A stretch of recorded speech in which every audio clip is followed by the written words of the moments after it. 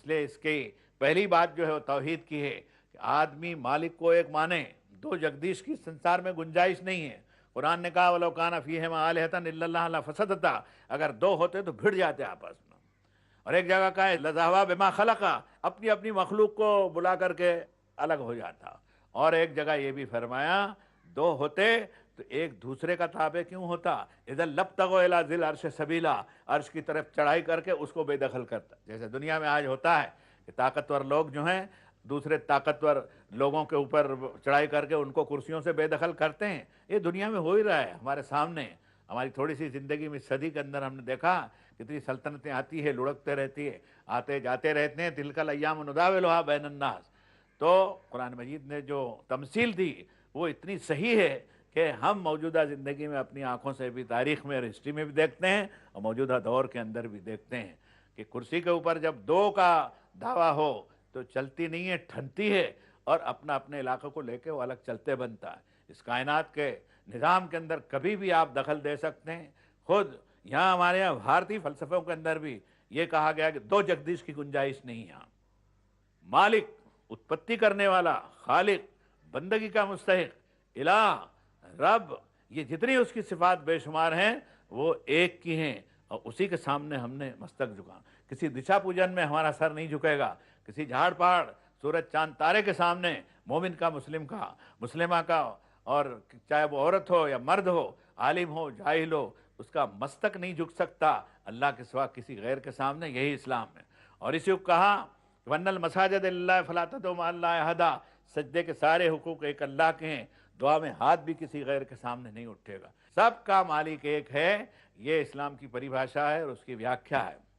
اچھا، اب محمد رسول اللہ صلی اللہ علیہ وسلم کے آنے کے بعد وہ ساری قومیں جو بکھر گئی تھی، جو اسلام سے پھوٹ پھوٹ کر کے بکھر گئی تھی، اور الگ الگ بہت ساری ٹولیاں انہوں نے بنا لی تھی، اور بہت سے مذہب وجود میں آ گئے تھے، تو قرآن نے کہا لم یکن الذین کفروا من اہل الکتاب والمشرکین منفکین حتی تأتیہم البینہ رسول من اللہ یتلو صحفا مطہرہ فیہا کتب قیمہ۔ فرمایا یہ انکاری لوگ، یہ شرک کرنے والے، یہ انیکیشورا وادی، یہ سدھر نہیں سکتے، لا علاج مریض ہیں، کوئی ان کو نہیں سدھار سکتا۔ لیکن فرمایا ہمارے پاس اس کا علاج ہے کہ ہم اپنا ایک آخری نبی بھیجیں اور اس کے ساتھ پاکیزہ اور پوتر صحیفہ بھیجیں، اور وہ لوگوں کو پڑھ کر کے سنا دے اور ان کے دل کی تمام بیماریوں کو دھو ڈالے وہ، اور یہ قرآن آ گیا۔ میرے بھائیو، جب قرآن آیا تو موسیٰ والوں کو موسیٰ بھی مل گیا، عیسیٰ والوں کو ان کا عیسیٰ بھی مل گیا، ابراہیمی دوستوں کو ان کے ابراہیم بھی مل گئے۔ ہر نبیوں کے ماننے والے اور ہر کتاب کے ماننے والوں کو اپنی جڑ بنیاد کے اعتبار سے توحید کی اور اسلام کی تعلیم مل گئی۔ یہ بہت سادی پریبھاشا ہے اسلام کی۔ اس کا کعبہ ایک، اس کی امت ایک، ان ھذہ امۃ واحدہ، یہ امتوں کو توڑنا نہیں چاہتا، یہ انسانیت کو ایک گھٹک مانتا ہے۔ وہ کہتا ہے کہ یا ایھا الانسان ما غرک بربک الکریم، اے انسان اپنے اس پروردگار کے بارے میں جس سے کوئی کرم کرنے والا بڑھ کر نہیں ہو سکتا، اس کے در کو چھوڑ کے تو کہاں چلا گیا؟ تو اس کی جو کیفیت ہے وہ ایسی ہے کہ پوری انسانیت کے ایک کنبے کو جوڑ کر کے کہ ان ھذہ امتکم امۃ واحدہ وانا ربکم فاتقون، تمہاری امت بھی ایک امت ہے، مانو جنریشن اور انسانیت توڑنے کی چیز نہیں ہے۔ ویسے توحید کو بھی توڑا نہیں جائے گا، اور توحید کو توڑنے کی جب بھی کوشش کی جائے گی ہزاروں پارٹیاں وجود کے اندر آ جائے گی۔ اس لیے فرمایا ایک ہی امت ہے، وانا ربکم فاتقون، تمہارا پالن ہار بھی میں ایک ہی ہوں۔ اور اب دو باتیں اور ہو گئی کہ تمہارا آخری نبی بھی ایک اور تمہاری آسمانی کتاب بھی ایک ہو گئی، تورات اور انجیل اور زبور کا نچوڑ اور تمام انبیاء کا نچوڑ قرآن شریف میں آیا۔ مہیمن علیہ، قرآن مجید کی صفت ہے کہ ساری توحید کی تعلیم کو ہر زمانے کی سمٹ سمٹا کر کے ایک جگہ اس نے اکٹھی کر دی۔ اب دنیا انسانیت کو قیامت تک کے لیے اپنے فیصلے کے مطابق اس نے ایک نبی اور ایک کتاب اور ایک امت پر جوڑا۔ پھر یہ صرف زبانی جمع خرچ نہیں ہے، کچھ مثالیں دیتا ہوں، چھوت چھات نہیں ہوگی، ساری انسانیت ایک ہے، کسی کا ہاتھ لگنے سے کوئی چیز ناپاک نہیں ہو، کالے گورے، نکٹے چپٹے بھورے سب برابر ہیں۔ عورتوں کے یہ حقوق ہیں، مردوں کے یہ حقوق ہیں، اس میں دست درازی کسی طرح کی بھی نہیں کی جائے گی۔ ہزاروں زبانیں بولتے ہوں، زبان کے جھگڑے کو تسلیم نہیں کریں گے۔ 50 رنگ کے انسان ہو، اس رنگ کے جھگڑے کو تسلیم نہیں کریں گے۔ انسانیت ایک ہے، اور اللہ اس کا مالک جو ہے نام کے اعتبار سے بھی اس میں جھگڑا نہیں کرنے دیں گے۔ اور یہ فرمایا قُلِ ادعوا اللہ عبد الرحمن ایما تدعوا فلہ الاسماء الحسنی، ان سے کہہ دو کہ اللہ کہہ کے پکارو یا رحمان کہہ کے پکارو، سارے اچھے اچھے نام اسی کے ہیں۔ تو میرے دوستو، آج انسانیت سائنس اور ٹیکنالوجی کے دور میں سمٹ کر ایک ہو گئی۔ لندن اور میرا گھر جو ہے ایسا معلوم تک پڑوس میں ایک دیوار بھی اس کے بیچ میں نہیں رہی۔ تو آج انسانیت میں 50 دھرم اگر ہوں تو صورتحال جو ہے وہ بگڑے بغیر رہے گی نہیں، اور خود ہمارے سامنے تجربے سے آ گئی۔ اس لیے متانتر ہو سکتے ہیں، اختلاف ہو سکتے ہیں، لیکن الاسلام کے جو معنی ہیں وہ مالک کے سامنے سرنڈر ہونے کے۔ مسلم بھائیوں سے بھی کہتا ہوں کہ تمہارے اتنے فرقے اور اتنی جماعتیں اور آپس کی مارا ماری جو ہے وہ لوگوں کو اسلام کے بارے میں صحیح معلومات کے اندر ایک آڑا پتھر ہے۔ اس پتھر کو ذرا ہٹانے کی کوشش کیجئے۔ اب میں اس طرف آتا ہوں کہ اس کے اصول ہر زمانے کے اندر دو تو ایسے رہے، اقامت صلاۃ اور ایتاء زکوٰۃ۔ ایک مالک کی بندگی کرنا، نماز ادا کرنا، اسی کے سامنے نمن کرنا، اسی سے مانگنا، اسی سے دعا کرنا، اسی سے مدد طلب کرنا، اسی کو اپنا سچا مالک سمجھنا، اور ان الی ربک الرجاء، لوٹ کر کے جانا بھی اسی کے پاس میں۔ ایک بات تو یہ ہوئی۔ دوسرے، اس آداب بندگی جس کو نماز کہتے ہیں، اس کے ساتھ ساتھ یہ بھی کہ انسانیت جو ہے وہ ایک گھٹک ہے، اس کے اندر کوئی تفریق ہم نہیں کریں گے۔ جیسے تھوڑی دیر پہلے میں یہ بھی کہہ چکا ہوں کہ زبان کے اعتبار سے بھی ہم تفریق نہیں کریں گے۔ ہم کو یہ حکم دیا گیا ہے اسلام کے اندر کہ واختلاف الوانکم والسنتکم ان فی ذلک لآیات لقوم یتفکرون، تمہارے زبان اور رنگ کا اختلاف لڑنے کا سبب نہیں ہونا چاہیے، بلکہ یہ اللہ کی آیت کو سمجھنے کا سبب ہے۔ اس لیے زبان کے جھگڑے کو بھی ختم کیا۔ جو جس زبان کو بولنا چاہے بول سکتا ہے، وہ اس کو منع نہیں ہے۔ اس کو زبان کے اعتبار سے کسی کی فضیلت اور نقص کا فیصلہ بھی نہیں کیا جائے۔ اسی طرح رنگ اور نسل کے اعتبار سے بھی کوئی فیصلہ نہیں کیا جائے گا کہ کالا برا ہے اور گورا اچھا ہے۔ نہیں، فرمایا کل امرئ بما کسب رہین، ہر ایک اپنے عمل کے اندر گرفتار ہے اور ہر ایک کو اپنے عمل کا بدلہ ملے گا۔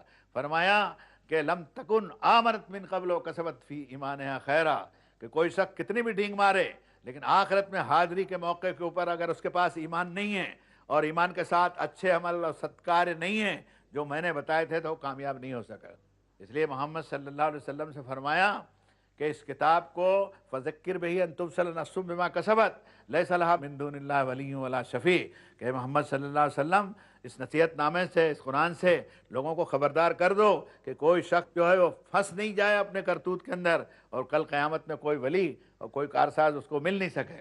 اب دوسری بات میں کہتا ہوں زکوٰۃ کی۔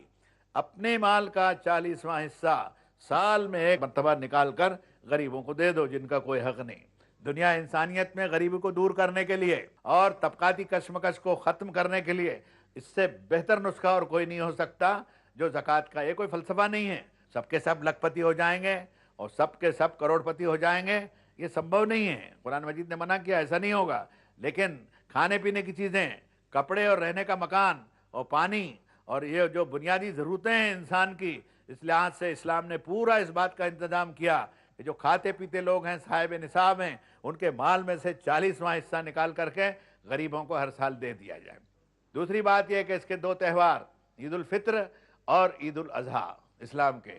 عید الفطر رمضان کا مہینہ ہے جس میں 29-30 دن کے روزے رکھے اس نے اور مالک کی پرارتھنا اور بندگی کی، اور اس میں زکوٰۃ کا حساب بھی نکالا، اور عید کی نماز پڑھنے کے لیے مسلم گیا تو ڈول ڈھماکے اور تاشے اور جلوس لے کے، جھنڈے منڈوے لے کے نہیں گیا، اللہ اکبر کی کہ اللہ ہی سب سے بڑا ہے، وہی ایشور ہے، وہی مالک ہے، وہی مہان ہے، اس سے بڑا کوئی نہیں ہے، اور کسی میدان میں جا کے اس کے سامنے سر جھکایا، اور اس کے پہلے اس نے 2 کلو گیہوں جس کو فطرہ کہتے ہیں وہ غریبوں کو دے دیا۔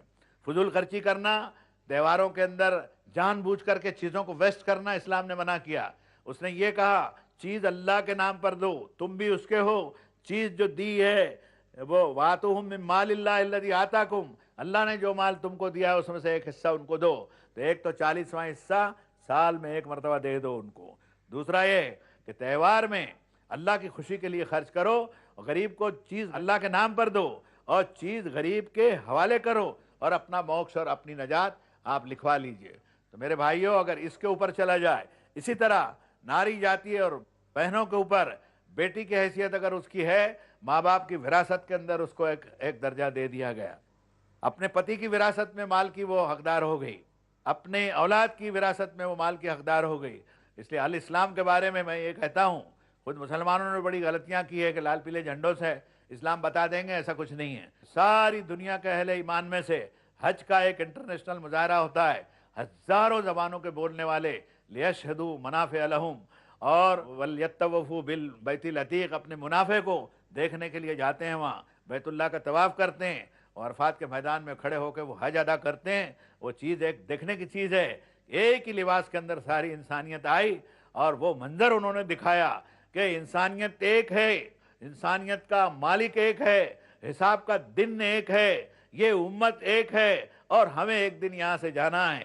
اللہ آپ کو سلامت رکھے اور ہم سب کو اللہ کے سامنے سر جھکانے کی توفیق عطا فرمائے، آمین۔